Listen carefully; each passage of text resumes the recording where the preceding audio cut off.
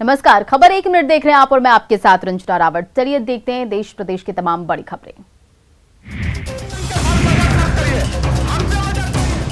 घड़ी में दिन की 11:11 होते ही सदन में मार्शल की आवाज गूंजती है, अध्यक्ष महोदय। और इस आवाज के बाद आसन पर विधानसभा अध्यक्ष का आगमन होता है। सामने से बीजेपी के विधायक नारा लगाते हैं, अध्यक्ष महोदय को जय श्री राम।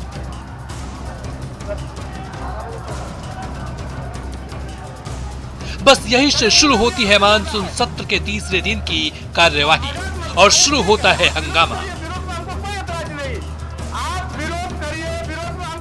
नाराज विधानसभा अध्यक्ष ने बीजेपी विधायकों के इस स्वागत का जवाब किस अंदाज में दिया, जरा ये भी सुनिए और समझ लीजिए। करने दीजिए, लोग करने दीजिए, चलिए। और कुछ बोलना है? जय काली बोलना है, जय लक्ष्मी बोलना है, और कोई देवता का नाम लेना है? हम लोगों का पढ़ाई, और कोई देवता का नाम लेना है आपको, कह लीजिए। बाढ़ से हुई क्षति का जायजा लेने 6 सदस्यीय केंद्रीय टीम दरभंगा पहुंची। टीम ने दरभंगा सहित मुजफ्फरपुर, समस्तीपुर के अधिकारियों के साथ दरभंगा कलेक्टेरिएट के अंबेडकर सभागार में बैठक की। 6 सदस्यीय इस केंद्रीय टीम का नेतृत्व एम रामचंद्र और राकेश कुमार सिंह कर रहे हैं।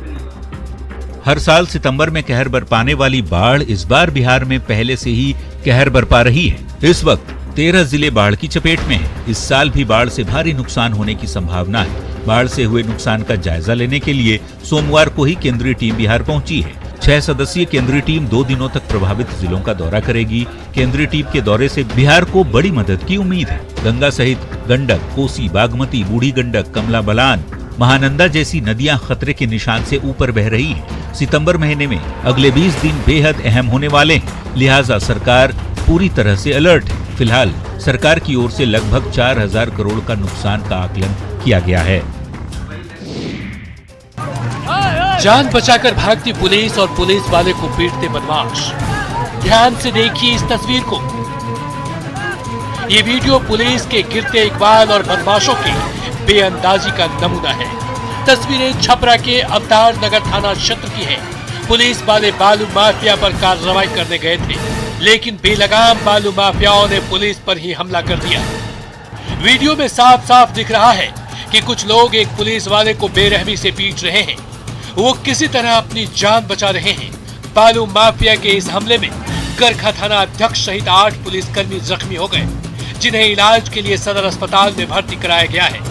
न्यूज 18 की टीम ने इस मामले को लेकर जिले के एसपी से संपर्क करने की कोशिश की।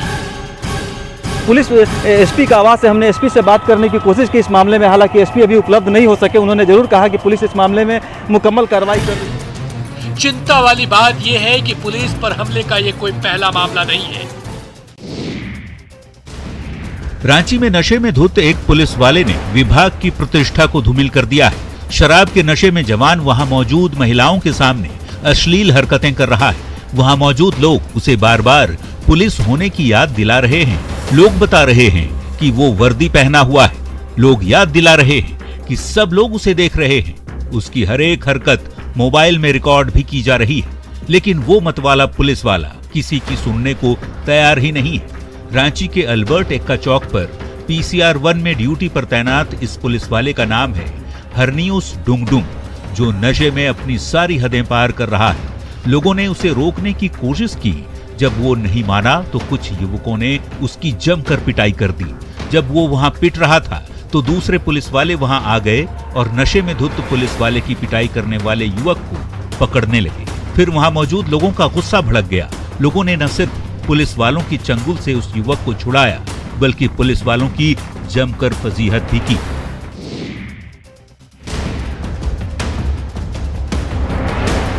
नरकटियागंज में 2 पक्षों के बीच जमकर मारपीट हुई है। इस दौरान दोनों तरफ से एक दूसरे पर लाठी डंडे और कुर्सी टेबल से वार किया गया, जिसमें दोनों पक्ष से 7 लोग घायल हो गए।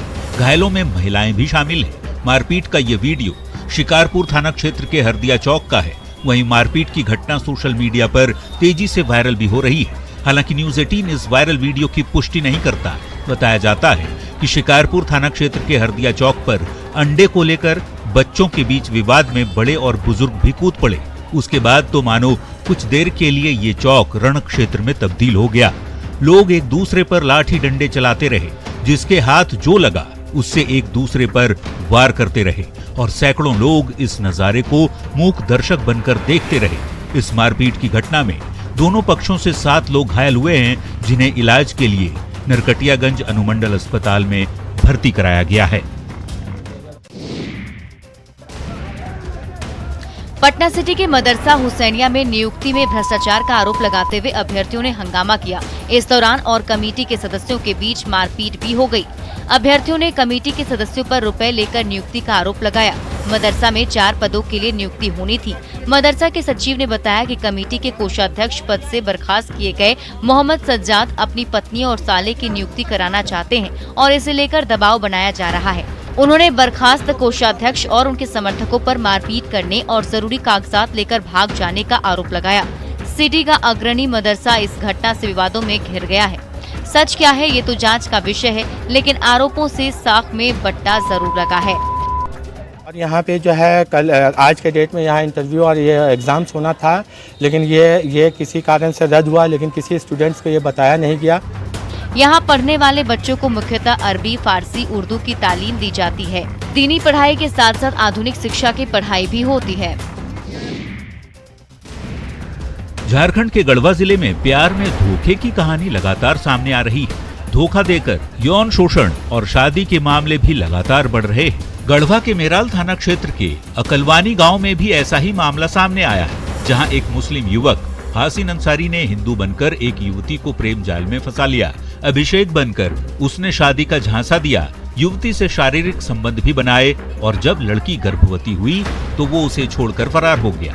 युवती ने एक नवजात को जन्म दिया है। पुलिस ने शिकायत के बाद प्राथमिकी दर्ज कर युवक को गिरफ्तार कर जेल भेज दिया।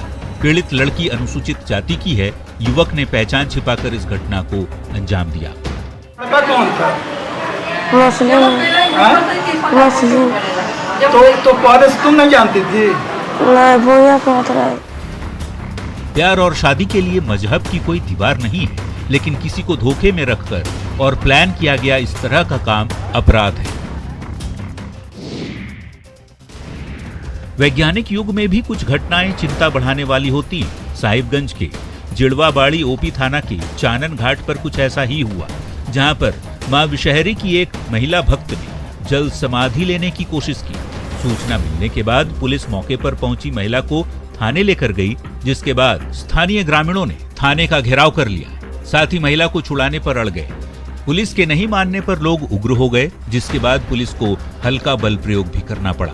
दरअसल चानन गांव के सुदामा रविदास की पत्नी रीता देवी 24 घंटे की साधना के संकल्प के साथ गंगा में प्रवेश कर गई। उसका कहना था कि उसे मां गंगा ने स्वप्न दिया था कि तुम मेरी पूजा अर्चना करते हुए भक्ति भाव से गंगा में उतरकर खड़ी रहो, हम तुम्हें लेने आएंगे।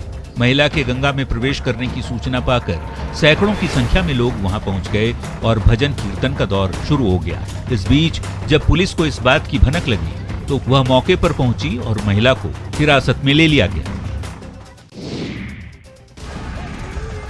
सहरसा में बाइक पर हथियार लहराने के वायरल वीडियो के मामले में पुलिस ने कार्रवाई की है और एक युवक गौतम यादव को गिरफ्तार किया। एसपी ने बताया कि वीडियो वायरल होने के बाद इसकी जांच की गई और बाइक चला रहे गौतम यादव को गिरफ्तार कर लिया गया और दूसरे युवक को भी जल्द गिरफ्तार कर लिया जाएगा।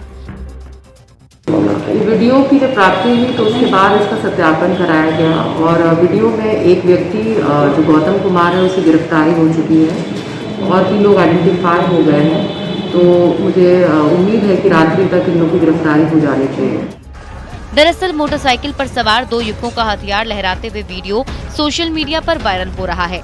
मोटरसाइकिल चला रहे युवक की पहचान बनवा इटहरी ओपी क्षेत्र के महारस गांव निवासी गौतम कुमार के रूप में की गई थी। तस्वीरों में आप साफ तौर पर देख सकते हैं कि कैसे 2 युवक मोटरसाइकिल पर सवार होकर फिल्मी स्टाइल में हाथ में पिस्टल लिए अपना वीडियो बनवा रहे हैं, मानो पुलिस का कोई खौफ नहीं हो। फिलहाल एक आरोपी तो पुलिस की गिरफ्त में है और दूसरे की तलाश जारी है।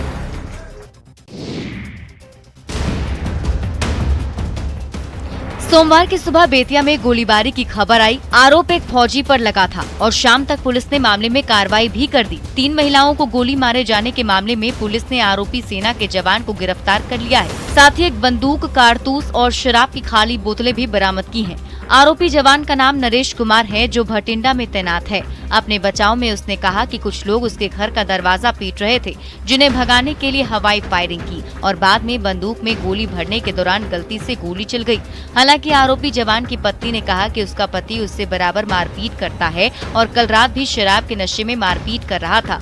जब वो बचने के लिए महिलाओं के पास गई तो नरेश ने गोली चला दी। बेतिया के एसपी ने नरेश कुमार के हथियार का लाइसेंस रद्द करने के साथ ही सेना को भी खबर करने की बात कही है। नरेश कुमार के हथियार का लाइसेंस जम्मू कश्मीर से बना है। दरअसल आपसी विवाद में पत्नी का पीछा करते हुए फौजी ने गोली चला दी, जिसमें उसकी पत्नी समेत 3 लोग घायल हो गए। झारखंड में अक्टूबर तक बालू के उठाव पर रोक है, लेकिन अवैध रूप से इसका व्यापार किया जा रहा है। गिरिडीह के गावा प्रखंड में बालू का अवैध उत्खनन धड़ल्ले से जारी है। यहाँ हर दिन सैकड़ों ट्रक बालू बिहार भेजा जा रहा है। यहाँ बालू माफिया इतने बेखौफ हैं कि उसे प्रशासन की किसी भी कार्रवाई का डर तक नहीं दिखता। रात के अंधेरे में हर रोज गिरिडीह के गावा प्रखंड से सैकड़ों ट्रक बालू बिहार सप्लाई की जा रही है। इससे सरकार को राजस्व का तो नुकसान हो ही रहा है, वहीं नदी पर भी इसका प्रतिकूल असर दिख रहा है। बताया जाता है कि एक ट्रक बालू की कीमत 50 से 60 हजार रुपए तक होती है। यहाँ पिछले दिनों एसडीएम की अगुवाई में छापेमारी हुई थी, लेकिन ग्रामीणों ने इसे आईवॉश करार दिया और जल्द ही अवैध उठाव पर रोक नहीं लगाने पर आंदोलन की चेतावनी दी है। 2 दिन पहले ही एसडीएम ने कहा था कि प्रखंड में बालू के अवैध उत्खनन की लगातार गुप्त सूचना मिल रही है, लेकिन किसी भी कीमत पर बालू की तस्करी नहीं होने दी जाएगी। लेकिन दावे सिर्फ दावे साबित हो रहे हैं। कोरोना संक्रमण के तीसरे लहर की आशंका बनी हुई है। इधर मौसम में आए बदलाव की वजह से वायरल इन्फेक्शन का मामला काफी बढ़ गया है। मुजफ्फरपुर के एसकेएमसीएच में बीते 24 घंटे में 45 वायरल बुखार पीड़ित बच्चे पीकू वार्ड में भर्ती हुए हैं। वायरल बुखार से पीड़ित लगभग 100 बच्चों का इलाज एसकेएमसीएच की पीआईसीयू में चल रहा है। पिछले 5-6 दिनों से बीमार बच्चे लगातार इस वार्ड में पहुंच रहे हैं। इनमें कई बच्चों को डायरिया और डिसेंट्री की भी शिकायत है। एसकेएमसीएच के शिशु रोग विभागाध्यक्ष की माने तो मौसम में बदलाव के कारण बच्चे बीमार हो रहे हैं। वायरल बुखार के अलावा कुछ बच्चों में ब्रेन मलेरिया और ब्रोंकाइटिस की भी शिकायत मिल रही है। इन सभी का इलाज चल रहा है। उन्होंने बताया कि शहर के अलावा ग्रामीण क्षेत्र और दूसरे जिलों से भी बच्चे बुखार से पीड़ित होकर अस्पताल पहुंच रहे हैं। बेतिया, सीतामढ़ी और शिवहर से भी वायरल बुखार से पीड़ित बच्चे पीआईसीयू में भर्ती कराए गए हैं और मरीजों की संख्या लगातार बढ़ती जा रही है। सीतामढ़ी में बागमती और अधवारा समूह की नदियों के जलस्तर में उतार चढ़ाव लगातार जारी है। बेलसंड प्रखंड में बेलसंड माची सड़क पर तकरीबन आधा किलोमीटर की दूरी में बाढ़ के पानी का बहाव जारी है। मनुष्यमारा नदी के जलस्तर में बढ़ोतरी के चलते सड़क पर बाढ़ का पानी बह रहा है, जिससे लोगों को आने जाने में मुश्किलों का सामना करना पड़ रहा है। इधर बरसात की वजह से सड़कें भी खस्ताहाल हैं। शिवहर को मोतिहारी से जोड़ने वाली स्टेट हाईवे 54 की स्थिति बेहद खराब है। हालत ये है कि इस सड़क पर लोग जान जोखिम में डालकर यात्रा कर रहे हैं। सड़क की बेहतरी के लिए स्थानीय लोगों ने कई बार आंदोलन का सहारा भी लिया, लेकिन इस मामले पर विभाग उदासीन है। शिवहर जिले के लिए ये सड़क लाइफलाइन मानी जाती है, जो शिवहर को पड़ोसी जिले पूर्वी चंपारण से जोड़ती है। 5 साल पहले सरकार ने इस सड़क पर करोड़ों रुपए खर्च किए थे, लेकिन कम समय में सड़क की ये दुर्दशा निर्माण की गुणवत्ता पर भी सवाल खड़े कर रहा है। बेतिया के बाढ़ पीड़ितों की मुश्किलें कम नहीं हो रही। गांव में पानी की वजह से लोगों को पलायन करना पड़ रहा है। पिछले 3 महीने से ये लोग सड़क किनारे तंबू में जिंदगी जीने को मजबूर हैं। दरअसल पश्चिम चंपारण में हर साल लाखों लोग बाढ़ की विभीषिका झेलते हैं और हर साल हजारों बाढ़ पीड़ित के लिए सड़क और बांध ही इनका सहारा बनता है। जिले के नौतन, बैरिया, योगापट्टी के साथ ही मझौलिया जैसे दर्जनों ऐसे गांव हैं जहां के लोग महीनों से सड़क किनारे ही शरण लिए हुए हैं। बाढ़ का पानी कम होने के बाद भी इनकी परेशानी कम नहीं होती। इनका घर पानी से ही घिरा रहता है और घर में रहने की गुंजाइश भी नहीं है। इसलिए तमाम खतरों को झेलते हुए ये लोग सड़क किनारे अपना आशियाना बनाकर रह रहे हैं। सब खाना वाना जगह बनेला। अच्छा, सुते नहीं लोग कहाँ? सीतन से रोड पर सांप गोजर से डर लगता है। जून से लेकर अभी तक लगातार बारिश हो रही है, जिससे नदियां उफान पर हैं। गांव में पानी घुस गया है। ऐसे में फिलहाल मुश्किलें कम होती दिख नहीं रही। सीतामढ़ी के रुन्नी सैदपुर प्रखंड का इब्राहिमपुर गांव, जो कि और फिलहाल इस बुलेटिन में इतना ही। बने रहे आप न्यूज़ 18 बिहार झारखंड के साथ।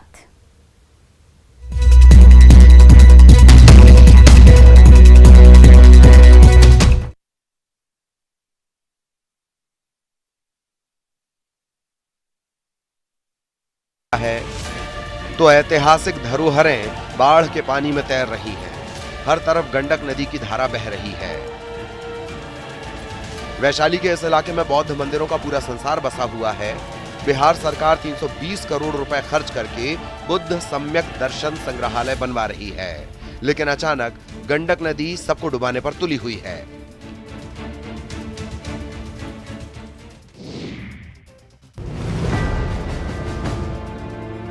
बगहा में न्यूज 18 की खबर का बड़ा असर हुआ है। न्यूज 18 पर खबर चलने के बाद प्रशासन ने रामनगर अंचल अधिकारी के नेतृत्व में आनन फानन में एक टीम का गठन किया है। ये टीम दोन के 2 पंचायतों के 26 गांवों का निरीक्षण कर नुकसान का आकलन करेगी और राहत देगी। न्यूज 18 ने खबर दिखाई थी कि कैसे दोन इलाके के लोग मरीजों को खाट पर लेकर पैदल अस्पताल जाते हैं और करीब 25 किलोमीटर का सफर उन्हें पैदल तय करना पड़ता है। उस क्षेत्र में जो भी लोगों की कठिनाइयाँ है, जैसे किसी का घर कट गया है, आवासीय घर कटा है, पशु शेड कटा है, रास्ता कटा है, कलवर्ट पुल पुलिया कटा हुआ है, और नियमानुसार यथोचित कार्रवाई करते हुए उन लोगों को सारी सुविधाएं उपलब्ध कराएगी। पहले जंगल और फिर कई नदियों को पार कर लोग अपने परिजनों का इलाज कराने जाते हैं। पहाड़ी इलाके में सभी रास्ते टूट चुके हैं। गाँव में इलाज का कोई इंतजाम नहीं। मजबूरी में लोग जान जोखिम में डालकर सफर कर रहे हैं। अब स्थिति बदलने की उम्मीद है।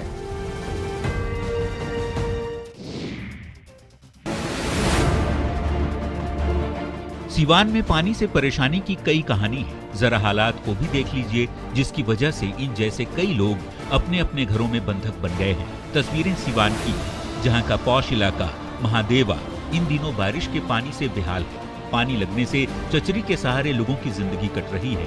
वे जरूरी कामों के लिए ही घर से निकल रहे हैं और जिनके पास चचरी के पुल का सहारा नहीं है, वे घुटनों तक पानी लांघकर अपनी राह तय करने को मजबूर है। जी, बारिश का पानी लगने से लोगों की जिंदगी नर्क बन चुकी है। उन्हें बीमारी का डर सता रहा है। अगर ये कहा जाए कि लोग जल कैदी बन गए हैं तो गलत नहीं होगा। वो भी तब जब ये मोहल्ला बीजेपी के पूर्व सांसद ओम प्रकाश यादव सहित कई वीआईपी लोगों का है। ये व्यथा कथा सिर्फ एक साल की नहीं, हर साल की है। हर साल बरसात इन लोगों के लिए मुसीबत लेकर आती है।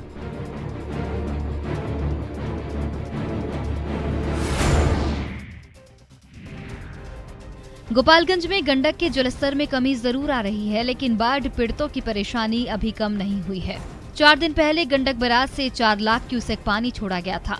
ये पानी अब धीरे धीरे कम होने लगा है। हालांकि गोपालगंज में गंडक के निचले इलाकों में अभी भी बाढ़ जैसे हालात हैं। माचागढ़ प्रखंड का गोसिया और निमुया पंचायत बाढ़ से बुरी तरह प्रभावित है। यहाँ के बाढ़ पीड़ितों के सामने मवेशियों के लिए चारे की समस्या बड़ी है। कुल मिलाकर फिलहाल लोगों को राहत मिलती नहीं दिख रही। मांझागढ़ प्रखंड के गौसिया पंचायत के वार्ड नंबर 14 का हाल बुरा है। यहाँ पर सैकड़ों घर बाढ़ के पानी में डूब गए हैं। बाढ़ प्रभावित गांव का जिला मुख्यालय से संपर्क टूट गया है। आने जाने के लिए सिर्फ नाव ही सहारा बचा है। गंडक के निचले इलाकों में लगातार पानी फैल रहा है। डीएम और एसपी भी लगातार तटबंधों पर निगरानी रख रहे हैं। सबसे मुश्किल है कि आने जाने के लिए सिर्फ नाव ही सहारा बचा है। गंडक के निचले इलाकों में लगातार पानी फैल रहा है। बगहा में गंडक नदी के जलस्तर में रिकॉर्ड गिरावट दर्ज की गई है। वाल्मीकि नगर गंडक बराज से फिलहाल 2,20,000 क्यूसेक पानी का डिस्चार्ज हो रहा है। बरसात के दिनों में ये जलस्तर सामान्य माना जाता है। जलस्तर में गिरावट से निचले इलाकों में पानी निकलना शुरू हो गया है। इसके साथ ही गंडक नदी में नाव का परिचालन भी शुरू कर दिया गया है। राहत थोड़ा मिला है। पानी ज्यादा आया हुआ था, पानी से सब लोग तबाह थे। अब थोड़ा थोड़ा पानी घट रहा है, अब थोड़ा थोड़ा एथी हो रहा है। इसके पहले 2 दिन गंडक के साथ साथ सिकहरना नदी जमकर कहर बरपा रही थी। इलाके में हुई भारी बारिश के बाद सिकहरना नदी के जलस्तर में बढ़ोतरी ने नई मुसीबत खड़ी कर दी थी। लौरिया गोनौली मुख्य मार्ग पर बाढ़ का पानी आ गया था। बावजूद इसके लोग पानी के बहाव में जान जोखिम में डालकर आवाजाही कर रहे थे, जिससे खतरा बना हुआ था। हालांकि अब स्थिति सामान्य है।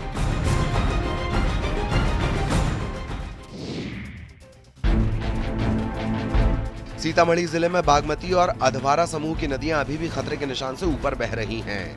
नदियों के जल स्तर में अचानक आई वृद्धि का असर भी दिख रहा है। सीतामढ़ी के जिला मुख्यालय डुमरा के ग्रामीण इलाकों में पानी पहुंच चुका है। लखनदेई नदी का पानी किसानों के खेतों में पहुंच चुका है और सैकड़ों एकड़ में लगी धान की फसल को नुकसान पहुंचा रहा है।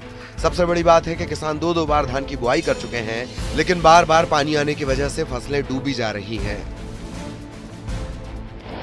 सीतामढ़ी जिले में बागमती और अधवारा समूह की नदियां लगातार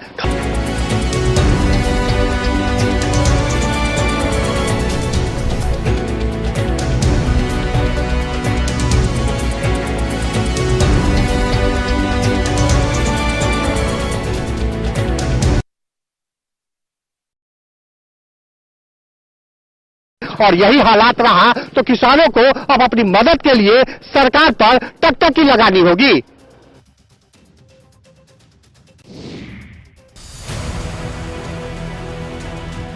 लगातार बाढ़ की वजह से उत्तर बिहार के लोग परेशान हैं। कई गांवों में बाढ़ का पानी एक बार फिर से घुस आया है। पूर्णिया के अमौर प्रखंड के खाड़ी महीन गांव के दर्जनों ग्रामीण इन दिनों कनकई नदी का रुख मोड़ने का अथक प्रयास कर रहे हैं। कुदाल से मिट्टी काटकर ग्रामीण नदी का मुंह मोड़ने की कोशिश में हैं। नदी का मुंह मुड़ जाने से नदी खाड़ी पुल के नीचे होकर गुजरेगी, जिससे कई गांव कनकई के कटाव से बच जाएंगे।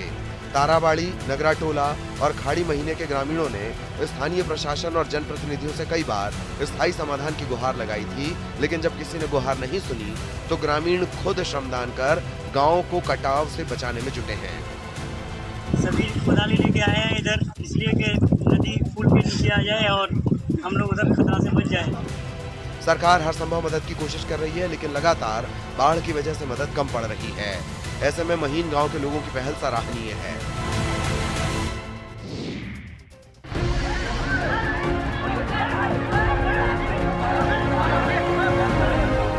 सिंगहा के पंचायत भवन के बाहर ग्रामीणों की ये भीड़ जुटी थी। कोरोना से बचाव के लिए लोगों को वैक्सीन की खुराक लेनी थी, लेकिन उन्हें उम्मीदों का टीका तो नहीं मिला। हाँ, एएनएम ने चप्पल जरूर बरसाई। सोशल मीडिया में वायरल ये वीडियो है गोपालगंज का। पंचायत भवन को वैक्सीनेशन सेंटर बनाया गया था। जैसे ही ये बात फैली, आसपास के गांवों से ग्रामीणों का तांता लग गया।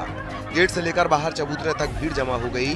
पहले वैक्सीन लेने की होड़ में भगदड़ जैसे हालात हो गए। बस फिर क्या था, एएनएम ने आओ देखा न ताओ, पांव से चप्पल उतारी और ग्रामीणों पर दनादन बरसाने लगी।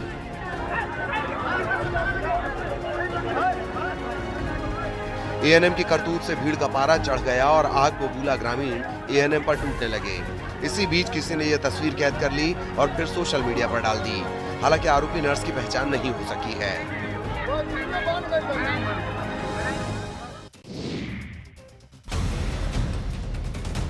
कोरोना से लड़ाई में वैक्सीनेशन अहम कड़ी है। केंद्र से लेकर राज्य तक की सरकारें टीकाकरण के लिए लोगों को जागरूक कर रही हैं, लेकिन कई राज्यों में टीके की कमी है, जिसकी वजह से लोग दूसरे राज्यों में जाकर टीकाकरण करवा रहे हैं। पश्चिम बंगाल से सटे बिहार के सीमांचल जिला कटिहार बंगाल के लोगों के लिए कोरोना वैक्सीनेशन के मामले में वरदान साबित हो रहा है। रोजाना कटिहार के कई केंद्र पर बंगाल के अलग अलग जिले से बड़ी संख्या में लोग वैक्सीन लेने आ रहे हैं। लोगों की संख्या हर रोज बढ़ रही है। कहीं कहीं वैक्सीनेशन के नाम पर बड़े रकम की वसूली के चलते लोग 100 से 150 किलोमीटर की दूरी तय कर कटिहार वैक्सीन के लिए पहुंच रहे हैं। काफी भीड़ है। कुछ आदमी का कहना है कि कुछ पैसा कौड़ी ले रहा है, इसलिए काफी मात्रा में आए हुए हैं। रायगंज, मालदा, इस सब पर लोग आए हुए हैं। बंगाल में कोरोना टीकाकरण को लेकर बड़ा फर्जीवाड़ा हो रहा है। कोलकाता के कस्बा इलाके में तो फर्जी कोरोना टीकाकरण शिविर लगने का सनसनीखेज मामला भी सामने आ चुका है।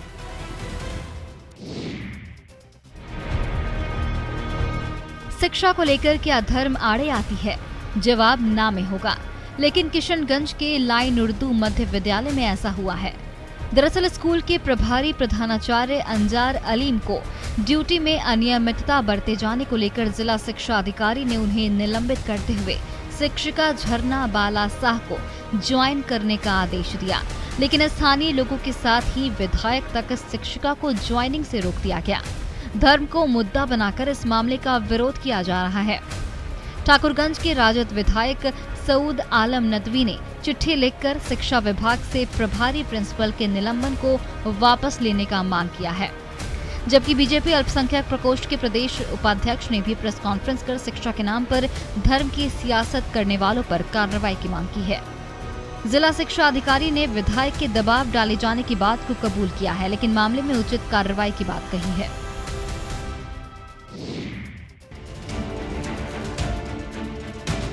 बारिश और बाढ़ ने इस बार लंबे समय तक लोगों को परेशान किया है। जिस वैशाली की धरती ने पूरी दुनिया को लोकतंत्र का पाठ पढ़ाया था, उससे जुड़ी अनमोल यादें आज बाढ़ के पानी में मिटने की कगार पर पहुंच गई हैं। ऐसे में इन धरोहरों की हिफाजत नहीं हुई तो आने वाली पीढ़ियों को शायद पता भी नहीं चलेगा। इन बौद्ध मंदिरों में कभी बुद्धम शरणम गच्छामि के बोल गूंजते थे। महात्मा बुद्ध के अनुयायियों का तांता लगा रहता था, लेकिन आज हर तरफ सैलाब का साया है। क्या मंदिर और क्या संग्रहालय, म्यांमार का मंदिर जलमग्न हो गया है तो ऐतिहासिक धरोहरें बाढ़ के पानी में तैर रही हैं। हर तरफ गंडक नदी की धारा बह रही है। वैशाली के इस इलाके में बौद्ध मंदिरों का पूरा संसार बसा हुआ है। बिहार सरकार 320 करोड़ रुपए खर्च करके बुद्ध सम्यक दर्शन संग्रहालय बनवा रही है, लेकिन अचानक गंडक नदी सबको डुबाने पर तुली हुई है।